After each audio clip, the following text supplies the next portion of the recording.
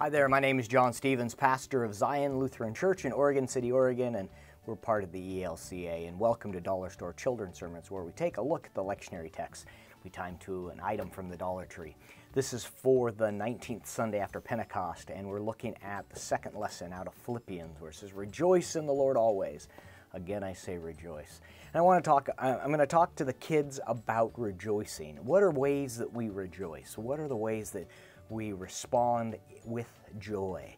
And how do we do that? And so the item I'm going to use is chocolate cake. I'm going to use, actually, it doesn't matter what cake, but I'm going to use a cake mix. That the idea is that when it's my birthday, when it's a time to celebrate, we usually have cake. We usually have something that would make us, that helps us capture that joy. One thought is to talk to the kids about when you have a birthday, what kind of cake do you like? Because when I was growing up, my mom would ask us if it was our birthday, what kind of cake do you want? And we got it. It was the one time out of the year that we could choose our cake.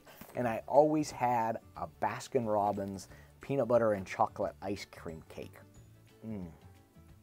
Anyway, I'm back. So, but this idea of that rejoicing, the ways that we capture joy and how we express it, and when we rejoice in the Lord always, everything we do can be a response to God's love for us. And the joy that I express can be joy in what God has done for me.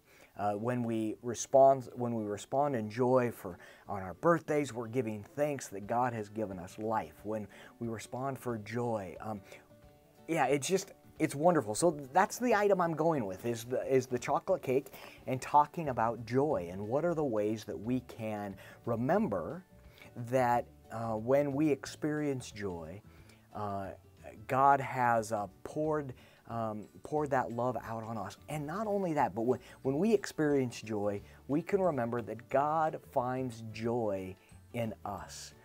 God finds happiness in us, that God looks at us and says, "Oh, I love you, and I created you, and you make me joy-filled." I love that. And so anyway, that's the direction I'm going. I hope you can find it useful for your own children's sermon, a springboard as you put yours together. And thanks for stopping by, and always, I hope you have a fantastic week.